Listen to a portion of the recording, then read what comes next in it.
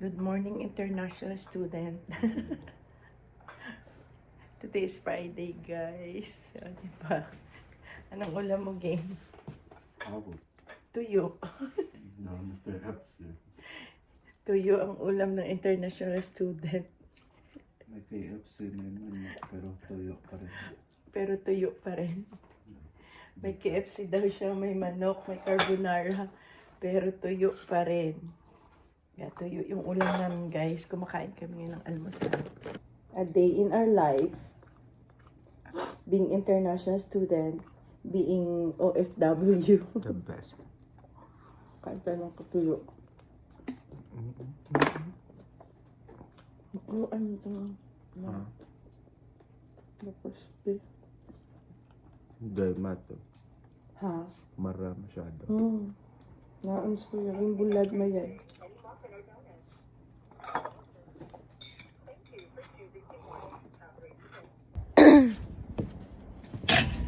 Palis na ako, guys. Magdadrive ako. Sila Ate Lay. Maglalakad lang papuntang school kasi malapit naman yung school, di ba? Si Bidabong ay magkukommute lang siya, guys. Kasi iba ang way niya. So ako ay magdadrive. Maaga ako today. Maganda yung panahon. Medyo windy lang pero hindi ganun kalamig. Nice weather. Yung ano lang. Medyo malamig-lamig. Ay, naipit yung buko, guys. Ay. Lock natin.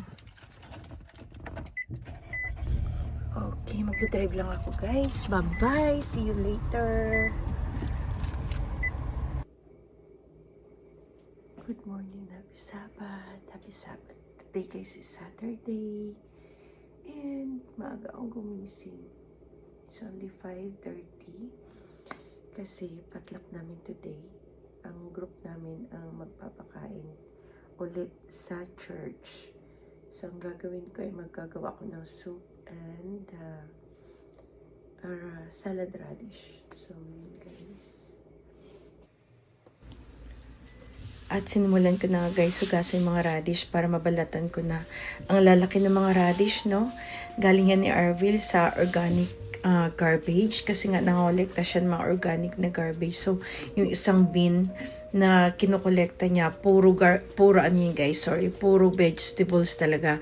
So, minsan nakakuha siya ng mga patatas. Ngayon, radish naman. Minsan nakakuha siya ng zucchini. Tapos yan, guys, ang gamit ko pala ay peeler para i-slice sa mga radish.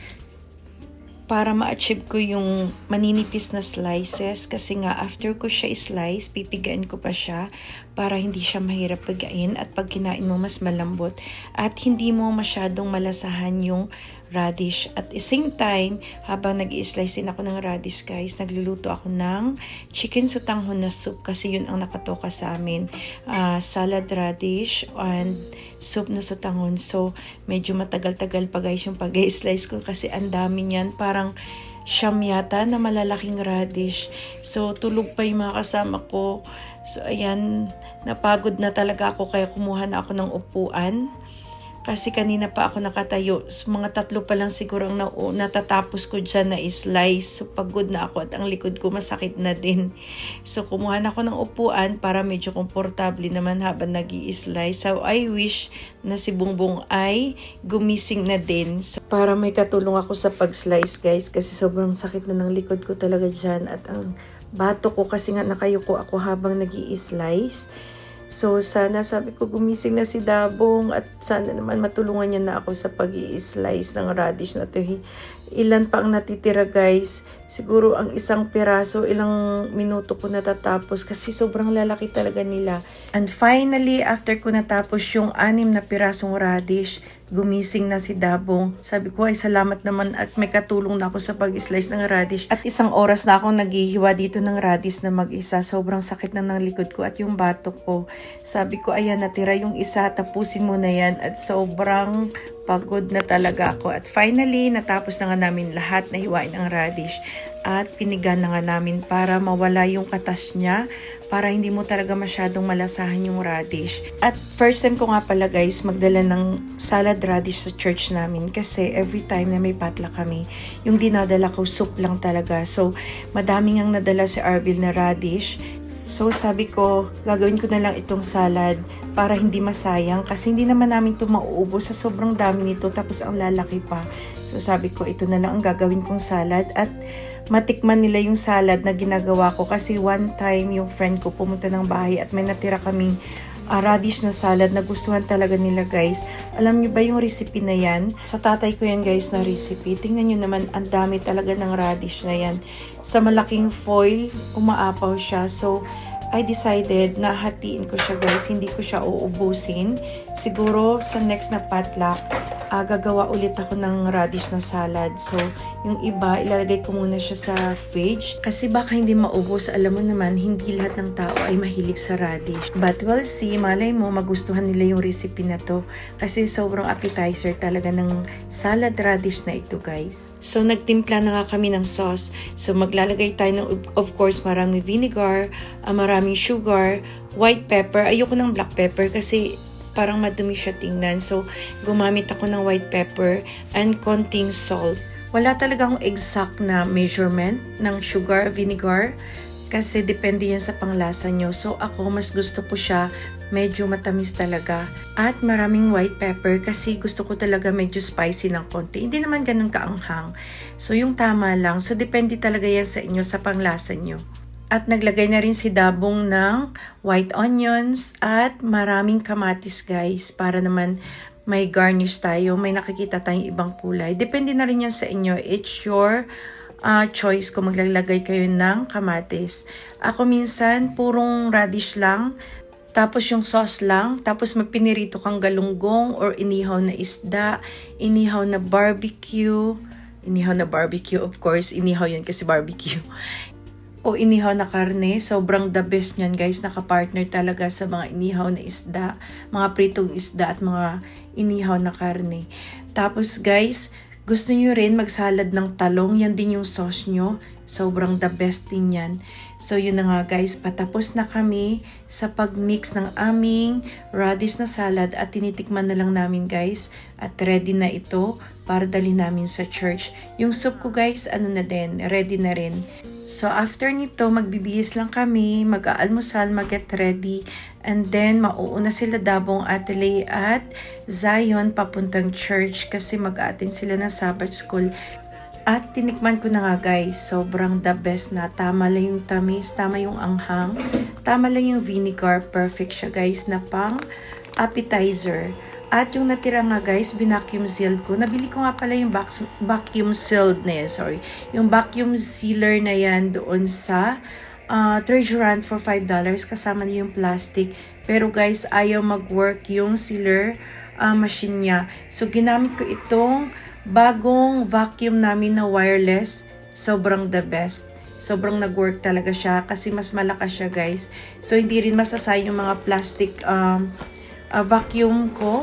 Kasi nagamit ko pa din siya. At yun na nga guys, na-seal ko na yung ating radish at sinil ko na din yung ating na-slice na talong para hindi siya madaling masira. You bring your charger? Just the adapter?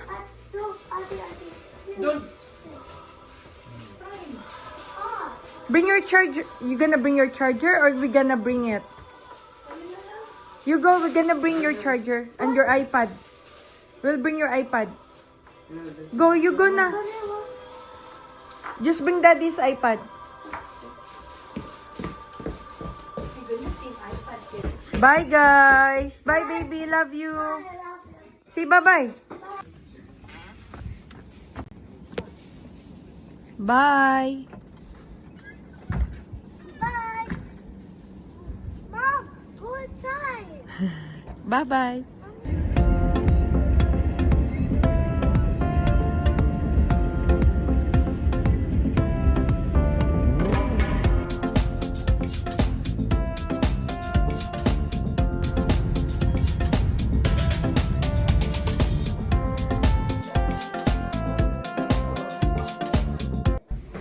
nandito na nga kami sa church, diretso na kami sa kitchen kasi nga kailangan pa namin i-slice yung mga fruits, i-mix yung salad, sama-sama kami at tulong-tulong yung grupo namin sa pag-prepare ng pagkain kasi nga mga 1 hour na lang at magla-lunch na. So, balihin natin sa 4 na grupo ang nagpapatlock. So, every Saturday, iba-ibang grupo yung nagpapakain para hindi naman mabigat, di ba? At hindi naman magastos.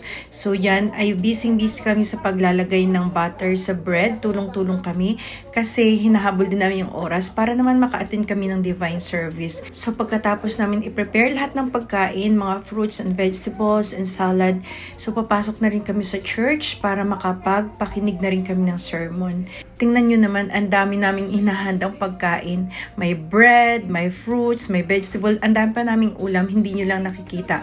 Kasi alam nyo sa Ate Risa, yung leader namin, nire-remind talaga niya kami na magdala kami ng pagkain kasi nga parating may bisita sa church namin. At ang nakakatuwa pa guys, kapag potluck namin, yung grupo namin yung naghahanda ng pagkain, ang dami talagang bisitang dumadating at ang dami rin nagsisimba. So lagi talaga kami nag-warn baka hindi kumasya yung pagkain. Pero so far, hindi pa talaga kumulang yung pagkain. Kasi pinagpipray muna namin yung pagkain para i-bless ang food. Ha? Mix lang. Okay lang mix, no? Okay lang din.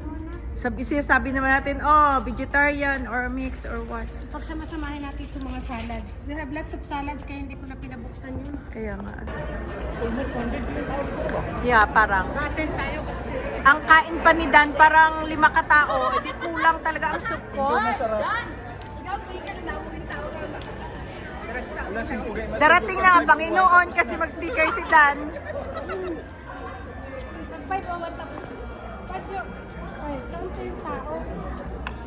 On the go na naman ang Mendoza family. Kararating lang namin galing church. Natagalan kami dun guys kasi may business meeting. And then, ngayon papunta na naman kami ng, kararating lang namin ng bahay. Ngayon papunta naman kami ng 10 days of prayer. And it's snowing. Mom, Ha? why do you call this the Mendoza family? Because we're Mendoza. Because we're all Mendoza. Yes. Mom, your phone is astigmatism.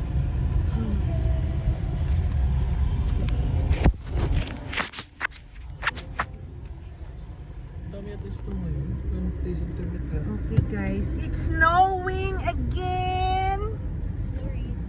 Yeah, nag-i-snow. So papunta kami sa 10 days of prayer. Nagbihis lang kami. Nagbihis lang kami guys. Tapos masayang masaya, no? Tawang-tawa. Hi baby Zion, are you tired? No. So, nasa labas kami buong araw ng Sabado. Pagkatapos naman, uwi kami. And then tomorrow is Sunday. Marami namang trabaho sa bahay. Buong araw na naman kami magtrabaho. Then, maaga na naman ang gising, ha? Hindi pala ng sabon mo, mas Mm-mm. walang Yeah, hindi tayo makapaglaba. Tomorrow, bili tayong sabon. Punta daw kaming Costco. Bibiling sabon at downy. Yun lang naman ang kailangan natin doon. So, yun guys. Oh, yeah. See you there sa 10 days of prayer. Bye, people! Hi guys, we're home. Where are we from? We went to Church. church. Birth and 10 days of prayer. Yeah. And then you had fun. Yeah. What time is it We now? watched a movie. Oh, downstairs? So, already 12 guys. Nakauwi na kami lahat. Dad is on bed na rin. Baby Zion sa bed na din. And we are all tired. We are about to sleep. Are you tired? Oh, So, that's all for today's guys. I'm not tired. Nabusog ka? That's some food, right? The pizza is good. Yeah. Did you eat pizza? I ate, but they gave me like pineapple, but I forgot. What? Remember the one you gave me, the pineapple? Mm-hmm. You told Daddy Zara to give to me. Then he gave it to you? Yeah, but I left it. You didn't eat? Yeah, but I didn't eat. There was pineapple. Pineapple? You eat pineapple here? No, You love pineapple, right? I don't like it on pizza. Oh, okay. It's too sour. Oh, okay. Oh, say good night na. Good night. Good night. Thank you for watching. Here's my sticky cat. Yeah, matulog na kami. Bye, guys. Wait, guys. Bye. Ah, Bye. bye. Thank you for watching. Thanks for watching. See you on our next vlog. Here's Squishy. See you on. Our next vlog. Bye. The one Squishy is in Messenger. Yes. We could get this on Facebook. Okay. Facebook store. Mhm. It's so cute.